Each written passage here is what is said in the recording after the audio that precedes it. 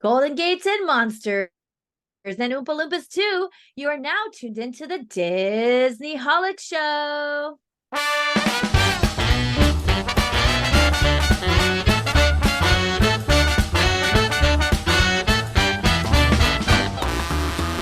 Hello and welcome to the Disney Holic Show. That's Jen Diz.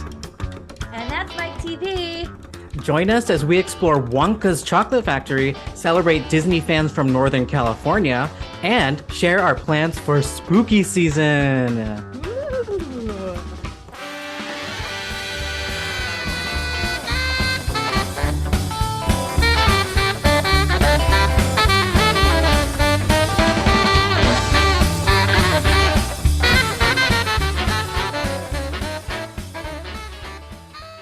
Wow, so you heard me mention Willy Wonka. So we're probably wondering, like, what does this have to do with Disney? Is this a Disney movie? But I got some things to tell you that I learned. Please, So tell you know me how you and I all always that. talk about how fun it is to go to the movies when there's an audience, especially when there's an event. And I know you've been to a few. So I went to one over the weekend that was here in Brooklyn at the Alamo Draft House, and they had a Willy Wonka movie party. And it was so much fun. It came with props, chocolate bars. They had like these long ribbons with bells that you can wave in the air during certain songs and during parts. Oh, I love that. Yeah, So so it was much. fun, and you're allowed to be disruptive. They even had a worker, I was going to say cast member.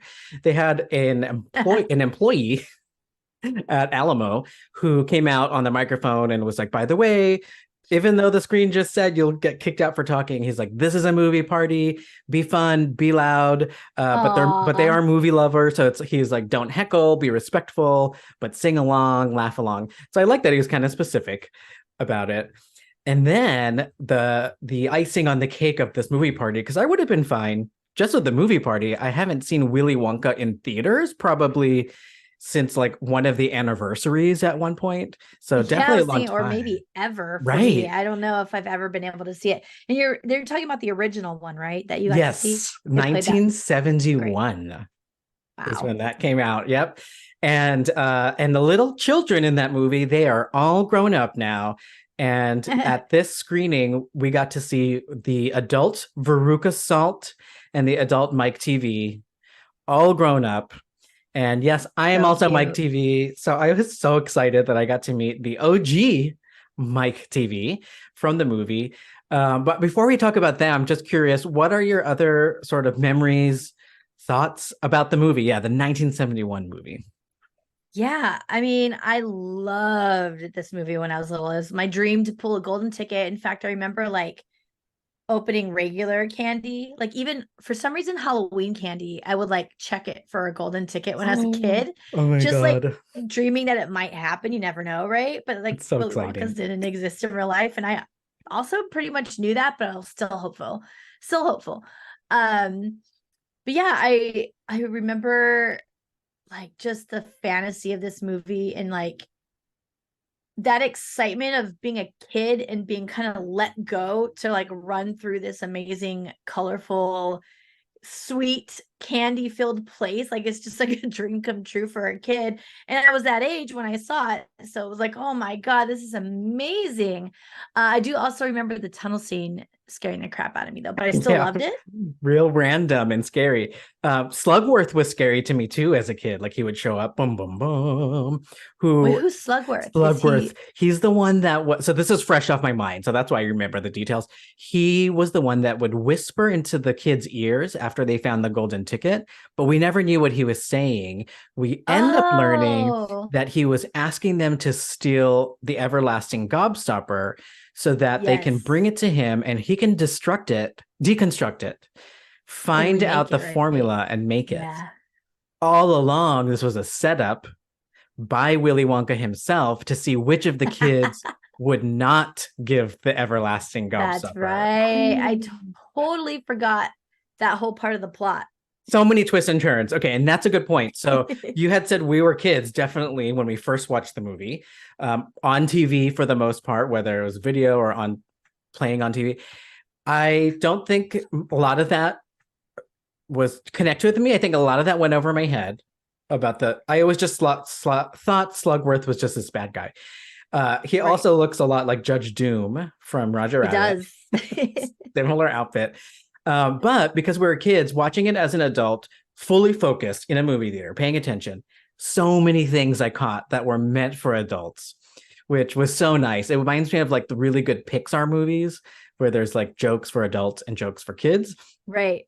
Yeah, and there was just a lot of things that I didn't get as a kid and were more funny now. A lot of the times there were things where like Willy Wonka would be explaining that something's dangerous and not to do it.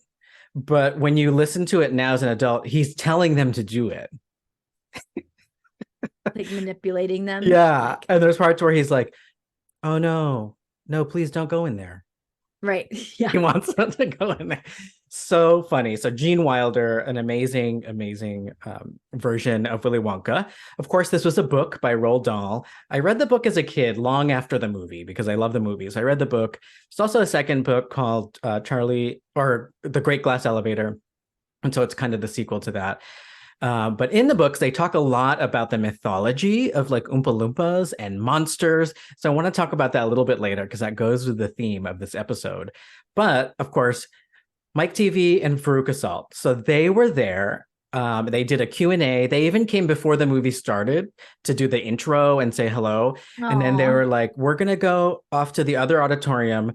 And I don't know if you know this, but you're all getting posters on your way out for the movie party, specially designed. And they're like, so we're going to be next door signing them for you.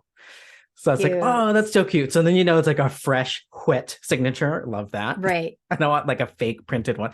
So they were really doing that. And then, so the audience went crazy. It was a fun movie during all the songs. Everybody put their ribbons up. Not many people sang along. It was kind of harder than I thought, especially the Oompa Loompa songs. Even though there I are was words gonna on say, the did they screen, have it's like very rhymey. the words No, for it on yeah, the it screen? wasn't Okay, like yeah, I wouldn't know that for sure. it wasn't an official sing along. There were some ones that I forgot, and like "Cheer Up, Charlie." It's like really sad song in the beginning, which reminds me of our dear late friend Gabriel. Aw. And I'm not sure if you know the full story, but at some point, me and somebody, I think it was our friend Danielle, were looking through his old pictures, and he used to have long blonde hair, which is nothing like what we know him as. And we always called him Charlie Bucket because of that. I And so remember you when guys calling him Charlie Bucket, but I think I just never asked why.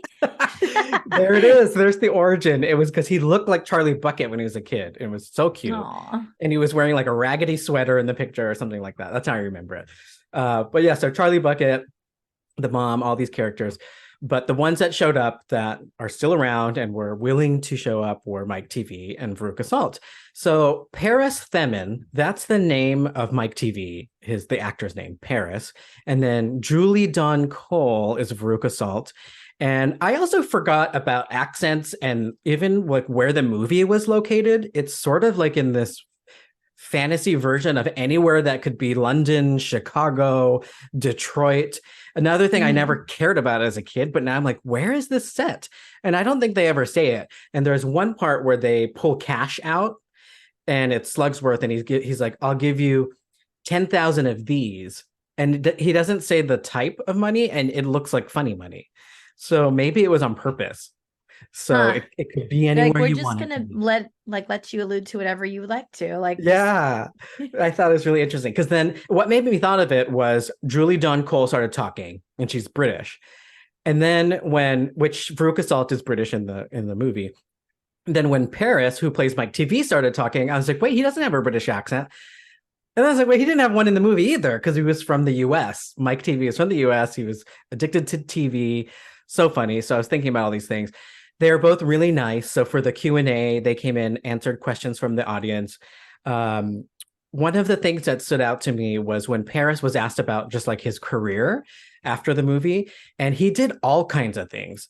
He went from real estate to film production to Imagineering at one point. So yeah, he worked for Disney Imagineering, and it didn't seem like it was anything creative. It was a lot of like the back end production stuff. yeah, I So was it like, what seems did he that's do? what Was he he an wanted. actor? Like what? Like what? You know how we've met people now that work in Imagineering, but like in corporate. I think it was Yeah. like that. How funny. Yeah, he didn't have like stories about anything being designed or created. It was more like, yeah, I worked there.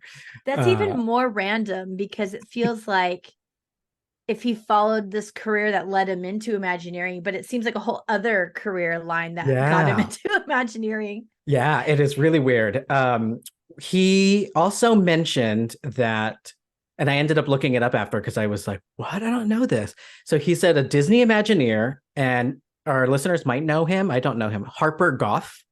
Are you Mm-hmm. familiar with that? Harper Yes. Goff. So he created things like the Jungle Cruise boat, the design of Main Street, and the chocolate room in Willy Wonka and the Chocolate Factory movie, That is 1971. something I never knew about Harper Goff for sure.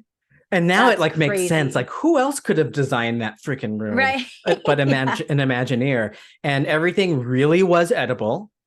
The chocolate river What? was actually Okay. chocolate river. I do remember hearing that, but I like never have believed it for some Same. reason. I'm just like, what? Same. What do you mean? It seems like impractical. So Yeah. they talked about some of the impracticalities of it, which I thought was fun. Ooh, fun. Yeah, that's So cute. everything was real. Everything they ate was real. The scene where Veruca was like eating some gross looking stuff. It looked like pudding out of a mushroom or something. Oh She yeah. said it was really gross. She didn't like it. She's like, I don't like Ew. pudding or whatever, but it was meant to be eaten. And then the other sweets that people ate. And then they said there was, for some reason, they had to pause production for a couple of weeks and go back. And when they went back, everything was messed up. Like the chocolate, they had to drain the chocolate river because it had milk in it. And so they said the whole entire studio smelled gross. Like, right. Ew.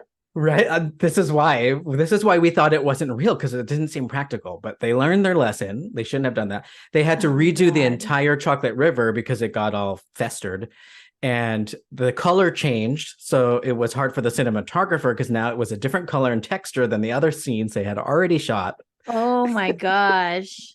So this is the stuff we Wow. live for, right? These behind the scenes moments from these movies we love.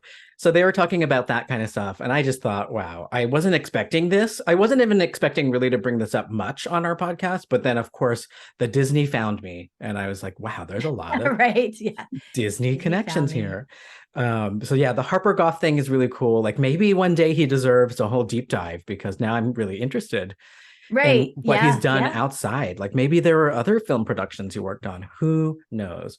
But you had mentioned earlier that your memory of watching Willy Wonka as a kid is like, oh my gosh, all of this candy and it's like a wonderland. And the way Paris described it, people said, what was it like being on that set as a child? And he was like, literally like our own private Disneyland. And he used the word Disneyland. And Oh, I was like my antennas were going up in the auditorium. And I was like so excited that he said that. He was like, yeah, it was like all these creative people built these amazing sets, and we were the only people allowed in it. Just the cast, the crew, like it was never that's open to the public. awesome. So he's like, it was just built just for us to fool around, play around with. Everything was built, like the burping room, the Mike TV room. He talked about, so in the Mike TV scene, he gets shrunken down and goes across the airwaves and then goes into a TV. So they built a giant TV with a stage on it. And that's how they filmed him small. And then they shrunk the video and Oh, superimposed that's it in there. cool. Yeah, Okay. really cool. I never thought about how they did it. I thought they just like Yeah. shrunk him, but they had to Like build it's like just a whole thing. CGI, but like, yeah, back Yeah. then it's a little different.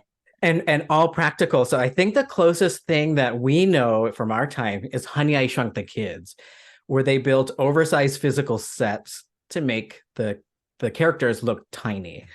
So that's how they did it here. Interesting. And then the opposite had to be done. They had to create a giant chocolate bar prop also. So That's that was cute. cool, him talking about that. And the fact that he remembers this, obviously they go on tour a lot. He said this was part of a pretty extensive, like couple month tour of movie parties, but Brooklyn was the last stop. So that was fun. And they say they go to a lot of like the cons, conventions and things to meet fans. So That's so cool. yeah, That's that so was fun. I can't so much believe fun. Mike TV got to meet Mike TV. Crazy. I was so excited about that. And just he's one part of the origin. Like that's definitely where I got the name from and it was in my head. And the other, I think we talked about it before, is we also grew up with MTV. We're like the MTV Yeah, generation. definitely. And so those two things is where Mike TV came from 20 years later. I'm still Mike TV. And that's that. Let's Well, see. I'm very jealous. I would have 100% gone with you to this event. That sounds so fun.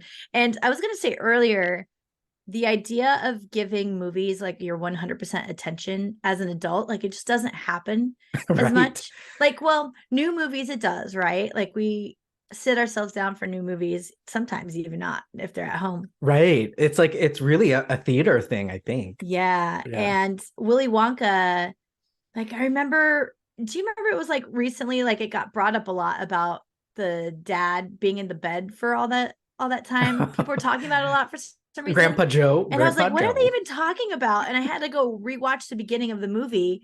So I was like, I don't think and I think most of the time I catch it on TV as it's already like started. So I just watched, all I remember about it is the actual part in the The factory. And factory. so I was like, oh yeah, there's this whole other part to it. Yeah, the first Um, 20 minutes is like depressing yeah, so dark.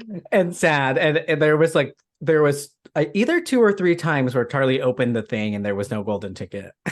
It's just like so sad. But I will say you talked about earlier that the opening of the candy, it is a one of those like emotional, visceral things. Like when I rewatched it, like the part of him opening the foil, like it's how we do it now every time, right? You just want to like Yeah. open it. Like there's something about it. We need like ASMR for like 80s movies or Yes. earlier, like children's movies. Cause there's moments like that in certain films, like even the sound of that, like the look and the way it unfolds and comes out, like it just has like this feeling to it that's bigger than just opening a candy bar. Yes, it really is. And that we each got a Wonka bar. And so during the So Q&A cute. is when I decided to eat one because I got two because I bought two seats, but I went by myself. So I was eating it. Even when I opened it, I had to do it that way. Even though Yeah. nobody was looking, I was by myself, like they're doing their Q&A. I just felt like I especially had to do it there. So cute. And guess what? Every wrapper was gold, like the wrapper itself. So it lost a little bit of the excitement, but um, there is one more thing that I want to mention that I noticed, not just as a grown up, but as someone who read the book as an adult. There was a lot more in the book about the monsters. So he mentioned it. Willy Wonka actually mentions them, even though they're not in the movie. I didn't really realize this. Oh, I So don't think there's I a, knew that either. yeah. So the Oompa Loompas come from, I think it's called Oompa Loompa country in the book. And he goes and he gets them. It's a whole thing.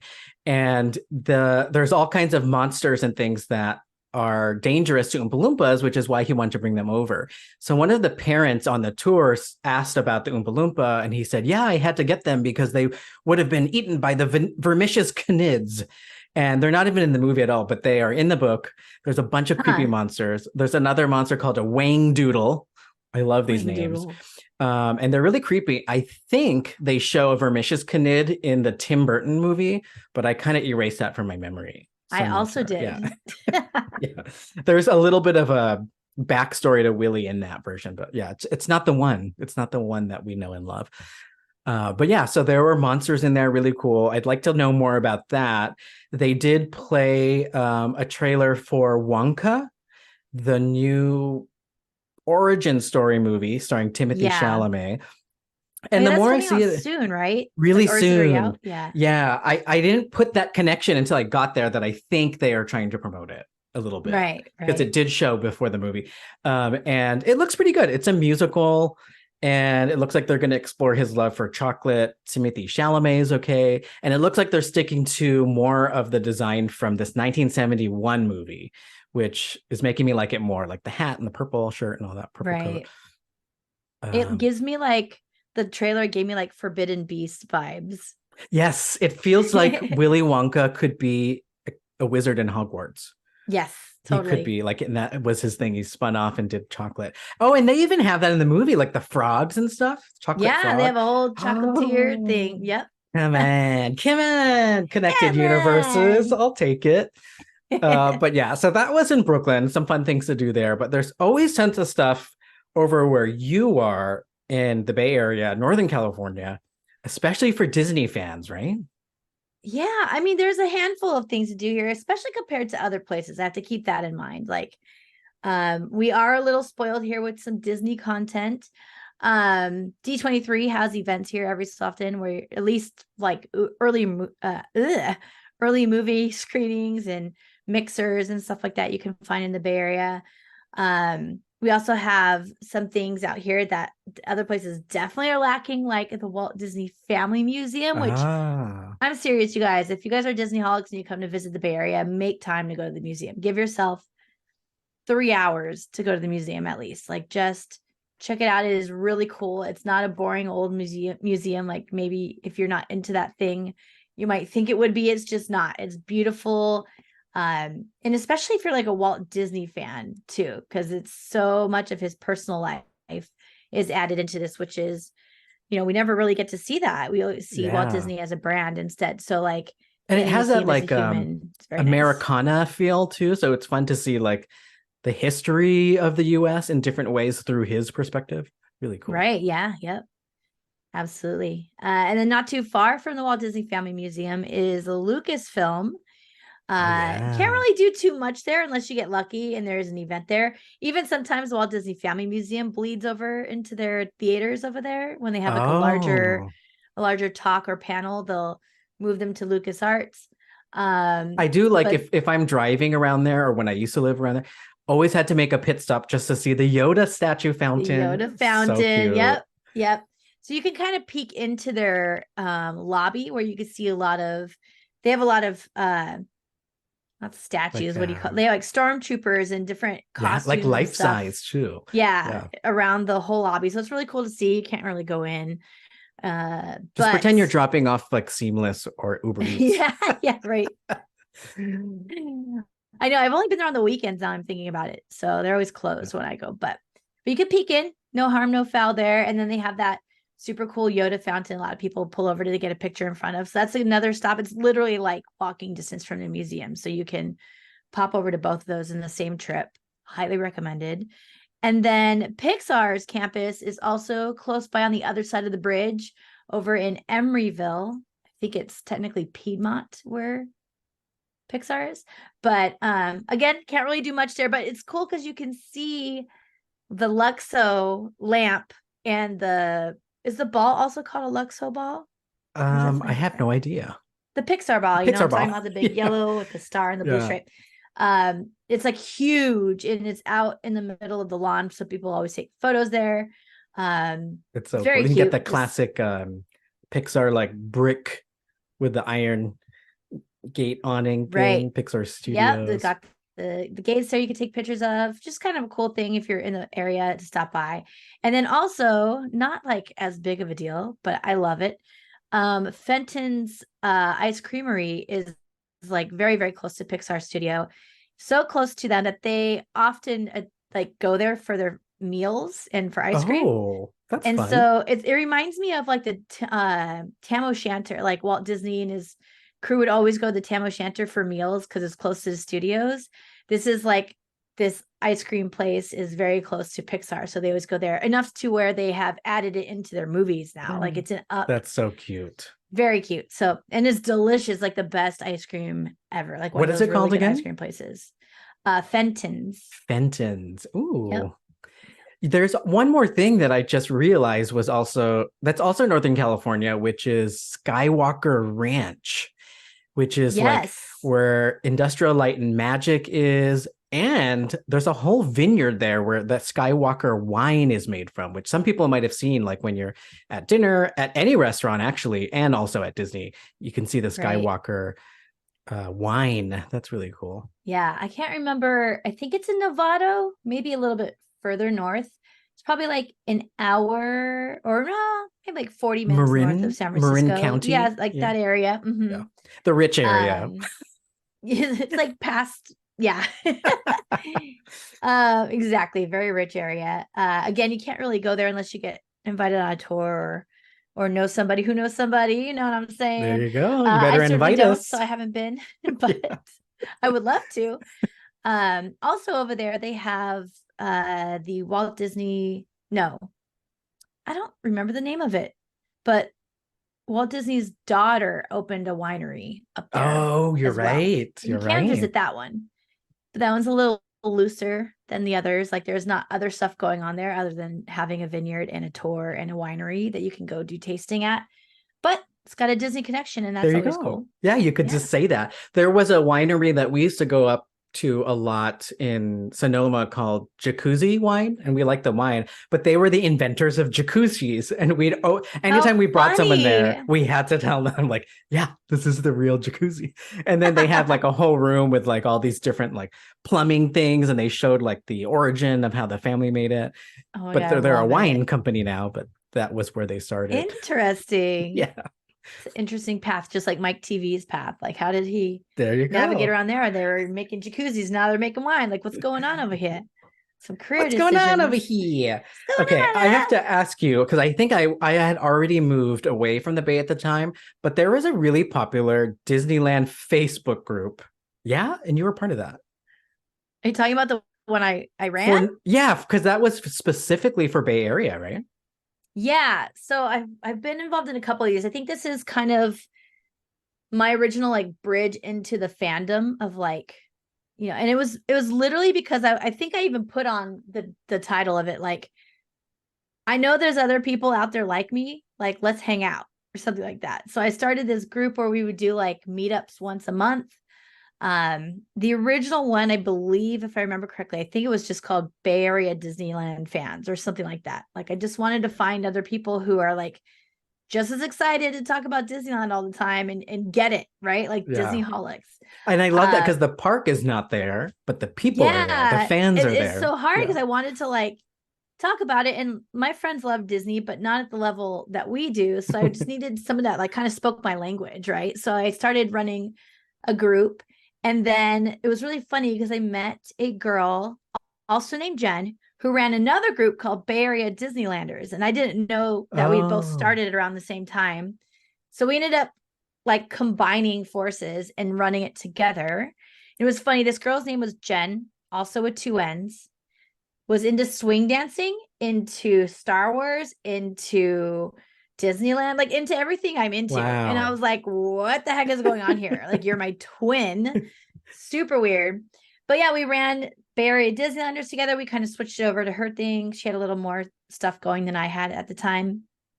So I like jumped in and helped and co-owned that with her.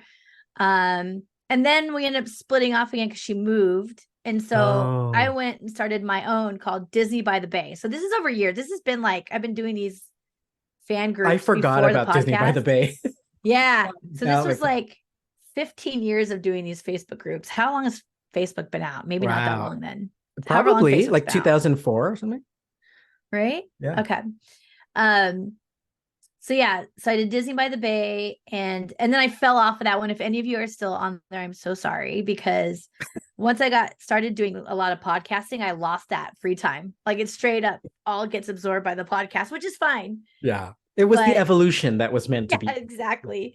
But yeah, it was a lot of fun. We would get together. We'd find a cool place to go eat or check out and go watch movies together, just like, you know, monthly hangouts and meetups. So that's fun. That makes sense too, why you're so good at that for even like Disney Holics meetups, because that's what you've been doing. Yeah, I love doing that stuff, getting people together, finding people like-minded, right? Especially like with the Disney stuff in the Bay Area. Like, there are a lot of fans here, but we're spread out in comparison to like, oh, let's all go to Disneyland. You might meet each other there. It's like, you know, we don't go there every day. So like, we have to find each other. And this is the way that I try to figure that out and get us to find each other. I made a lot of friends, of friends. In fact, I've mentioned many times, she was just on our podcast recently, Jess Quo, and her sister Laura. I met them both, and Kylie, she's a friend of the show as well. I met them directly through doing that group. So like, and I'm still friends with them. I just hung out with Kylie this weekend. You know what I mean? So like, we're all still good friends over all these years, putting our Disney Holicness together. So yeah. And there's always stuff going on, like outside of these Facebook groups, there's tons of activities for Disney folks, Disney lovers in Northern California too. I know there's something coming up that you're excited about. There is, and I'm super excited to announce that this week's episode is sponsored by Risky Quizness. a locally owned Bay Area trivia company focusing on different pop culture theme every week. So they do these Wow. running themes. You can see the calendar in advance. They've even got events tailor-made for any and all of your Disney fandom. An example, we did a Disney sing-along before, and it was trivia Ooh. about music and Disney music. And then they would also do other things like Disneyland trivia specific to the parks, or just other elements of Disney in general. And then coming up on October 3rd, they're hosting the Nightmare Before Christmas sing-along trivia, which sounds super cool. Ooh. And you'll get tested on your knowledge of Jack Skellington and the rest of Halloween Town while singing along to your favorite songs from the Tim Burton's classic. So you can find out all about this event and any upcoming events in the Bay Area and reserve your tickets at riskyquizness.com. A little play on words there, riskyquizness.com. And you can also follow them on Instagram at riskyquiznessSJ. They are very heavily in the San Jose area. I'm not sure how often they go outside of that, but South Bay, they've got that covered all the way to like Capitola to San Jose. I've seen them do events. So Newly Found, I've gone to like 4 of their events now. I love every single one. It's super fun. So highly recommended to check them out if you can.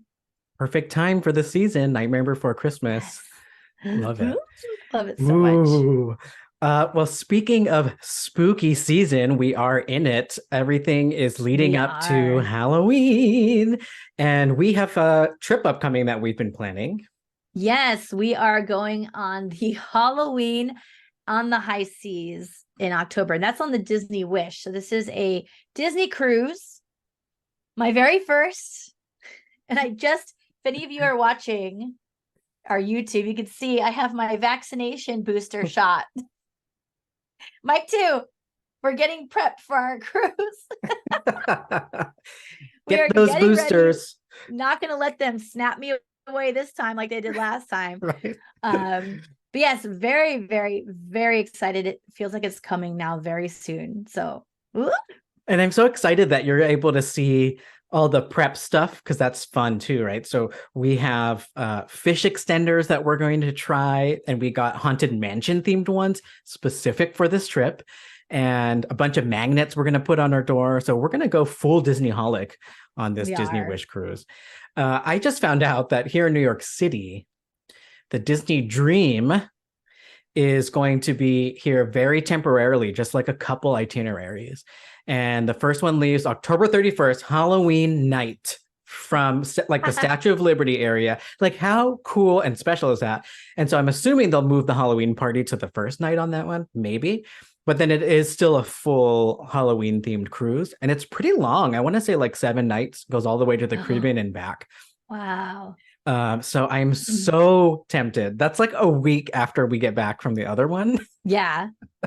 I love it. And I'm tempted because how cool is it when you don't have to fly to get on the ship? It's just there. Right. You just take an Uber. So that's the part that's tempting me. And the other thing is, our also friends of the show, Nick and Joey, they are currently on the Disney Dream. They did the one where it's coming from the UK to New York City, which only happens every once in a while too, when they're changing ship itineraries. So they're on that right now, and it goes from like London to Portugal to Spain. And then they have like, I want to say almost 5 nights or more at sea before New York. And literally it's the same route. They told us this as Titanic, which is supposed to be cool. And it goes to the same port that it was supposed to go to, but never ended up at. Which is interesting. We have a lot of Titanic stuff in New York City that most people don't even realize is connected. Like the Macy's here, the huge one, has a monument to the Titanic. 2 of the older owners of Macy's back in the day were 2 old people who died on the ship, as represented and homaged by that scene in Titanic where the old couple's laying in bed in the water. Those are the Macy's people, HRR Macy's. That's at the very beginning, right, of the movie. We just watched the beginning of it recently, which is so weird. I feel bad. It's getting like a resurgence because of that submarine thing. Oh my gosh. The amount of videos I've watched about what the implosion would look like. Did you watch any of those computer generated? I don't want to talk about it. Nope. But yeah, this is how sick we all are. Like that thing happened, and everyone goes and you see Titanic #1 on iTunes. You see these videos popping up. It's just the way it Yeah, is. it's pretty weird. I remember logging on to Netflix, and they show you like the top 10 on the Yeah. very top, and it's like Titanic #1. I'm like, you guys are messed up. Oh man. It is a very safe ship. All the Disney cruises are, and I do recommend watching any of them. Sometimes they play them on the ship, actually, in our room. But seeing how these Disney cruise ships are made from the ground up are so fun. These little documentaries, they show how all the parts are sourced from different places around the world, and they have to like sail half of it to this one place where the other half of it is.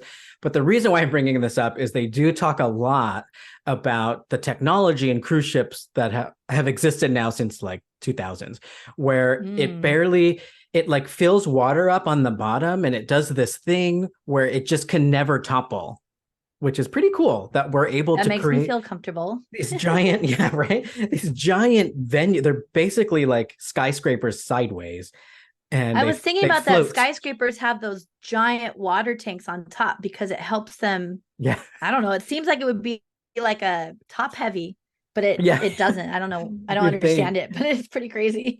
I know in the Bay, actually, speaking of the Bay, a lot of the newer buildings have the base that moves back and forth, boom, boom, boom, boom, boom, and then the building stays still when there's an earthquake. Oh my Da-da-da. God. So yeah, we're going to be on a safe ship on the Disney Wish. It's one of the newest ones. Good. Um, and then we're also going to be in Florida to get on that ship. So we thought we might as well stop by Universal Studios and check out Halloween Horror Nights at Universal, which is really fun. We've been to Yes, that before together. we have. I've been to both coast ones. I've been to, I guess, all the Halloween Horror Night stuff in general, or the like Halloween night amusement park things. Where have I been? I've been to Great America. I've been to Not Scary Farm, sorry, Oh, and then Halloween Horror Night at Universal Orlando and Hollywood. So I could compare them all, which is pretty cool. But nice. um really excited about this one. I know they are having The Last of Us. I'm just so excited. I loved that series. Like I bonded with that series. So I'm very excited for that. What are you excited to see? Also excited about The Last of Us. I think that's going to be like cool. Like I can just imagine the ambiance, and they're so good at Universal of like creating these full on sets for you to walk through. So I'm excited to see how they're going to do that. They also have Stranger Things, and this one's going to be based on the recent season with Vecna. So I don't think I've seen him in person. When you went to some of those COVID era Stranger Things drive-throughs, was Vecna a thing yet? I think it's like about to come out. I'm not sure. I don't know. I don't remember him in it, so I don't think so. I'm excited to see if they have him in it. He's so creepy. He's like a scarier Freddy Krueger. He reminds me of Ghost Galaxy. Oh, like the face that comes. Whoosh. But yeah, Stranger Things. They're also going to have Universal Classic Monsters. They're going to have their own Very house. So cute. that seems really cool. And then a bunch of other fun things that are not necessarily from a movie. But yeah, I think those are the few that I'm really excited to see and want to make sure we get on, because I know it gets really crowded. And for me, it's like I just want to have fun, enjoy the spookiness, see all the props and cool things. Right. Yeah. Universal, I keep thinking about like how rowdy it's gonna get. I keep hearing all these weird things about people in line, like not acting great. And I'm like, oh yeah, Yeah, it's Universal. I forgot it's not Disneyland anymore. Like, you gotta be careful. they have a drink cart like on every corner. Yeah, that's Yeah. definitely part of it. Which is sad Or most of because it. Hollywood Studios now is starting to look like that. I keep seeing them put out liquor carts, and it's not cute. It's not cute. I don't like Not it. cute. I don't like Like, it. is there really not enough here to entertain you guys without alcohol? Right. Like, just Seriously. no Uh, judgment. Just kidding. I'm totally judging. well, since it's spooky season, I thought it could be fun if we played a monster themed guessing game. Okay, I like this movie theater we're in where we're sitting with the movie screen behind us. For those of you watching on YouTube. Right. Oh, that's better. That's There better. we It's way go. bigger. Very nice. So What's going to happen now is if you're listening to the podcast, you can play along. If you're watching the podcast, you can play along almost as a co-host. And if you're Jen and you're playing, this is time to close your eyes or put on a blindfold, whichever you'd prefer. Oh, so I know you told me this ahead of time. So don't think it's weird that I just have blindfolds handy in my house, okay? In your back pocket. What it is, any escape room enthusiast will tell you they also have blindfolds because they just let you keep them all the time. And then I just have like a ton of blindfolds. So anyway. Huh. All Is right, that real? blindfold For on. real? Yeah. Oh, I Anytime see. And they- it's like they look like disposable blindfolds. Yeah, yeah. Yeah. Remember when we went to Magic Cottage in Fullerton, they blindfolded us because they transition you instead of walking you down a boring hallway. They give you a Oh. story and you can't like use your eyes as sensory. Okay. I like that. Okay, Let me fix so this here. Okay. we're gonna That have looks really silly. It looks like VR. We're going to have some monsters drop by our studio, and I'm going to do my best to describe the monster in the least obvious way. And these are all coming from, like Disneyverse. Oh, And monsters at Disney. Disney, yeah. Disney, Okay. Marvel, Star Wars, all the stuff. And we're going to see if you could guess this. And this game is called Monstrous.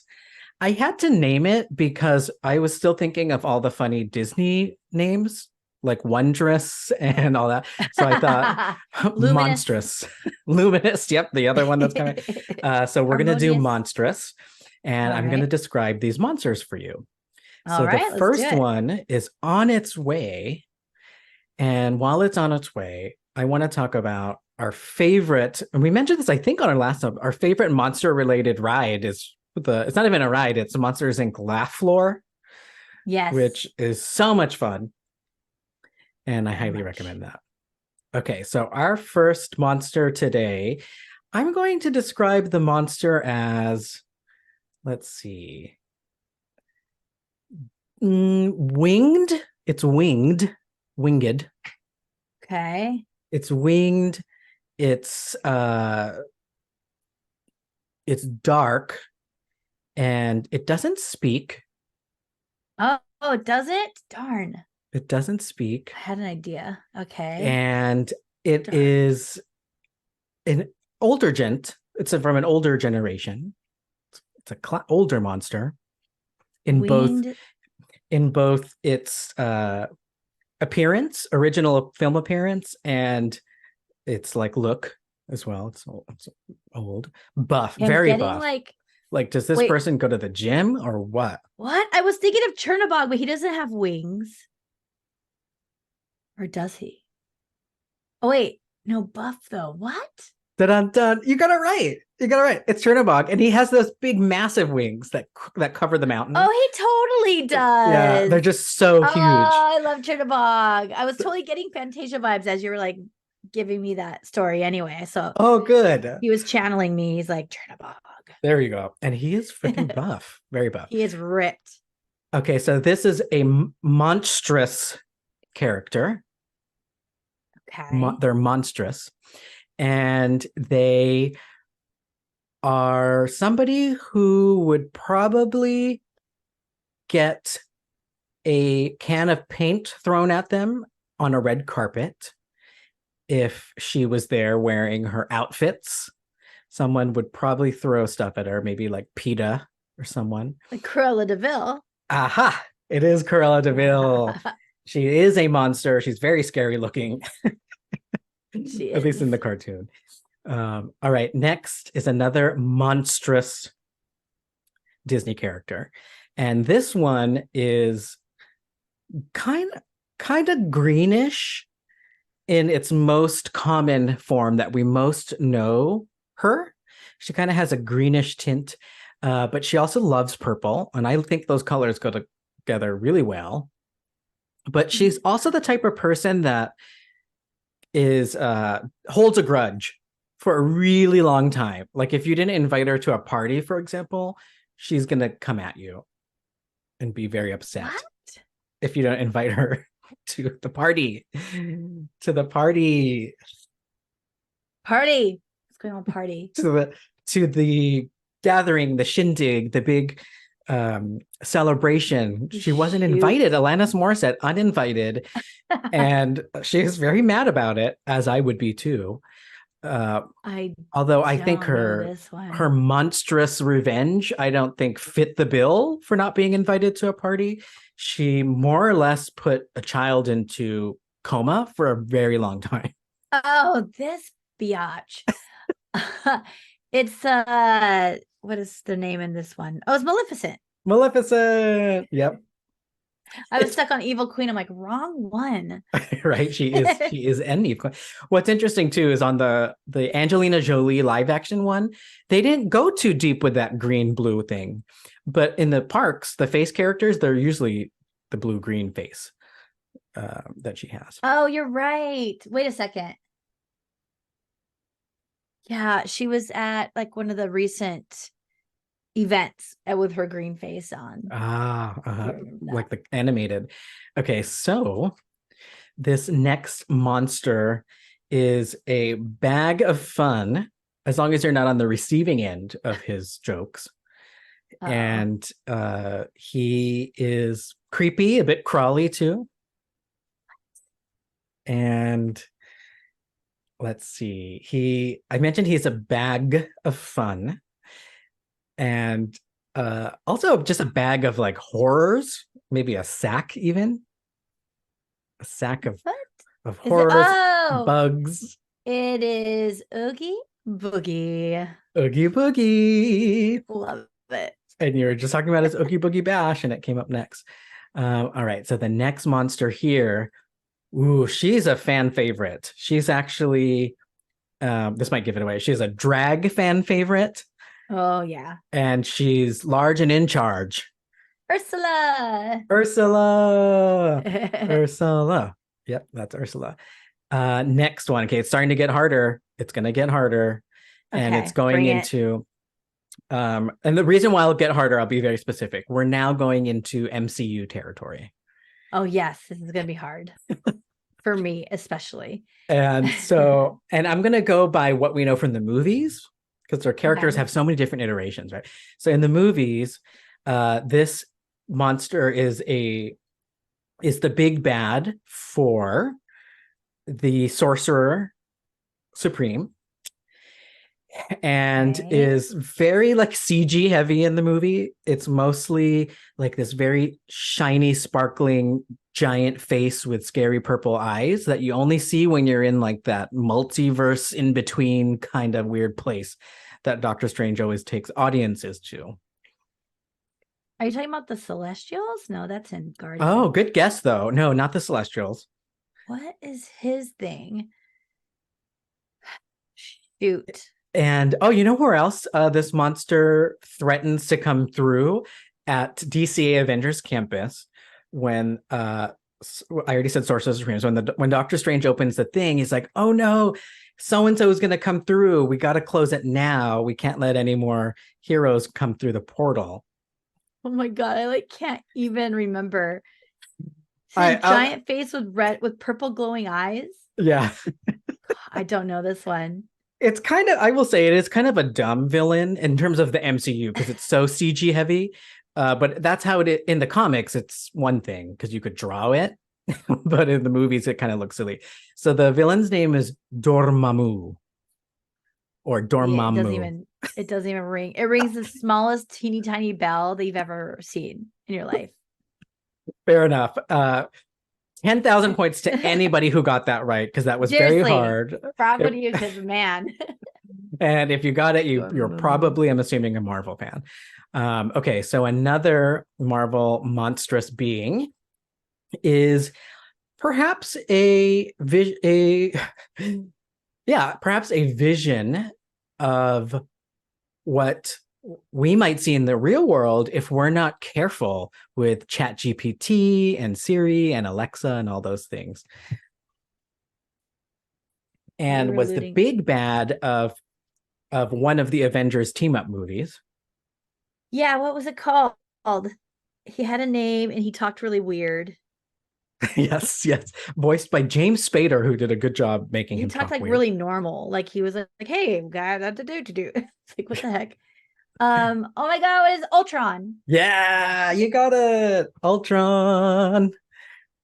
Yes, that is I an hated how AI. he talked. I'm like, I feel like I need to have tea with this guy versus being scared of him. I think it was on purpose. Like he was supposed to be like this cocky, judgmental, only care about himself. And I think James Spader did a good job trying to get True. that monotonous thing. All right. So Very now weird. we're going to go into another IP. Okay. And this monstrous being is um, just returns no matter what you do. It always comes back. People question how, but it did. Excuse me. Or he, or they. He returns all the time and wreaks havoc on everything from politics, government, faith, spirituality. He wrecks it all. He hates all of it and he wants to rule all of it and just wreck it all at the same time. Darth Vader. Close. Kylo Ren. Further. Palpatine. Yes. Emperor Palpatine. My next thing was going to be he's obsessed with spherical shaped weapons. He's electric. Somehow Palpatine returned. Yeah, he just showed up. He Return just of is always, Skywalker. you know Rise what? of Skywalker. All right. So The first thing I was next, picturing was Darth Vader in that, you know, the Christmas Yule log video that somebody made of Darth Vader in the fire. I have that on every holiday season at some point, and it just reminded me of that because, like, how did he escape from that? Like, come on. right? That's fun. Fans create the best stuff. Yes, They do. so funny. Okay, so next up, definitely Monstrous and slimy, and also a misogynist, I think. Slimy misogynist in the Disney universe. Okay. Mean, a bit of like a mafia, like the family. Are we still in Star Wars IP? Oh yes, we are. Mafia. Is it that one guy Specula or something? What's his name? Ooh, Sebulba? No, not Sebulba. Sebulba. He seems Not slimy. Sebulba. And like he could have a mafia. This one has a lot of family, like the mafia thing. There's a lot of family. We mostly know the main one, but I think he has a lot of family. Usually the same last name. Oh, is it Jabba? Yeah. Jabba the Hutt with his slave Leia on the side. Disgusting with his tongue. Ugh. So good. So good. Jabba the Hutt. And yeah, well, his family showed up in Mandalorian. There was like a whole Hutt thing with the Hutts. Right. Yeah, so they give me mafia vibes. All right, so next is also in the same galaxy far, far away. This one truly is a monster in the way that it doesn't talk, it's not political, it's not trying to manipulate anybody. In fact, it's quite gentle if you know how to interact with it. Otherwise, it's pretty scary and will tear you to pieces. This is sounding very non-monstrous right now until you said that last part. Very big. Actually, I don't say likes to, often kept in storage and then opened up when it's needed. But I'm realizing as over time, as fans might have learned that it doesn't need to be turned into this scary weapon. Okay, let me ask you, can you go up to it and put your hand on its nose and then you can bond with it and you'll be nice to you? If you know what you're doing, you probably can. A Rancor. Yes, it's a Rancor. I always get so mad when they do that in films. I'm like, please don't put your freaking hand on the nose. Like they always do that. And they did it in Mandalorian with that creature at the beginning. He's like goes over to him, pets his nose. I'm like, oh, they did it again. So they did it more than once. Jeez. So many times. Yeah, Avatar does that. I feel like they do that with unicorns and horses. Yeah, it is kind Yeah. of a played out trope. Like everything will be okay. Just rub his nose. Fine. Okay, so we are going to leave the galaxy far, far away, and we're going to go back into the animated world. Okay. And this next monster is clever. He's kind of slinky like. Looks slimy. I don't know if he is slimy, but scaly for sure. Shoot, what's his name? A bit nerdy, but also because he just wants to be the best at everything. Wants to beat all his coworkers at everything. Oh my God, I can't believe I can't remember his name right now. Is he a chameleon and his skin changes to the Haunted Mansion wallpaper? Yes, actually, that is accurate. What's his name? I forget his name. His name is Randall Boggs. Oh, I was stuck on Raymond, and I'm like, it's not Raymond. Randall. And I always think he sounds like Steve Buscemi, but I don't think it's voiced by him, but he reminds me of him. Maybe it is. I don't know. It does sound like him. All right, so another monstrous character. Sometimes the worst monsters are the ones who are monsters inside, and on the outside they look lovable, huggable, they even smell good, but inside they're monstrous people or monstrous. Those are the most dangerous things. Yeah. And this one is supposed to be a plaything, but is evil. Supposed to be Lotso. Lotso the bear. Yep. Did you hear he's at Oogie Boogie Bash and he smells like strawberries? What? You can like smell the giant costume? Meet and greet one smells like strawberries. I have to meet him. I'm so excited. That's really cool. I'm going to skip this next one. I was going to do Prospector, but I think we talked about him recently and he just creeps me out. So I'm not going to do the Prospector, but I'm going to do one other monstrous person who also is at Boo Bash, I think. Boo Bash, what's that? Or oops, Oogie Boogie Bash. It was also at Oogie Boogie Bash. He's monstrous inside and out. I would say outside because most teenagers are evil. Oh, and this one hint. Just like doesn't know how to treat his toys, I guess is how I'd say it. Doesn't know how to treat his toys. Oof.